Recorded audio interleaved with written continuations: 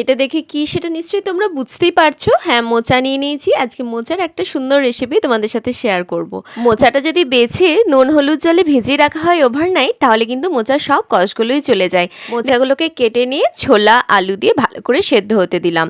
এখানে কিন্তু নুন হলুদ আর কিছু দেওয়ার প্রয়োজন নেই। এদিকে ধনে জিরে মৌরি আদা আর কাঁচা লঙ্কার একটা শুকনো লঙ্কা নিয়ে সেদ্ধ করে রাখা মোচাটার সঙ্গে ওই পেস্টটা নুন হলুদ লঙ্কা গুঁড়ো স্বাদ মতো মিশিয়ে ভালো করে মাখিয়ে নিতে হবে। কিন্তু যতটা ভালো মাখাতে পারবে ততটাই কিন্তু ভালো স্বাদ হবে। মা বলে মোচাতে প্রচুর পরিমাণে আয়রন আছে, আর মোচাটা আমার খেতেও কিন্তু ভালো লাগে। তোমরা একবার এরকমভাবে বানিয়ে খেও। দেখতেই পেলে কড়াইয়ে তেল দিয়ে পাঁচফোড়ন দিয়ে মোচাটাকে দিয়ে ভালো করে কষিয়ে নিলাম, আর একটু তেজপাতা দিয়েছিলাম। কষানো হয়ে এলে গায়ে মাখা মাখা হয়ে এলে ওপর থেকে এক বাটি দুধ দিয়েছি, আরও কিছুক্ষণ নেড়ে নামিয়ে দিয়েছি। বাস আমাদের মোচার সুন্দর এই রেসিপিটা রেডি। চটজলদি এই রেসিপিটা খেতেও কিন্তু দারুণ। ভিডিওটা ভালো লাগলে লাইক করো। দেখা হচ্ছে নেক্সট ব্লগে।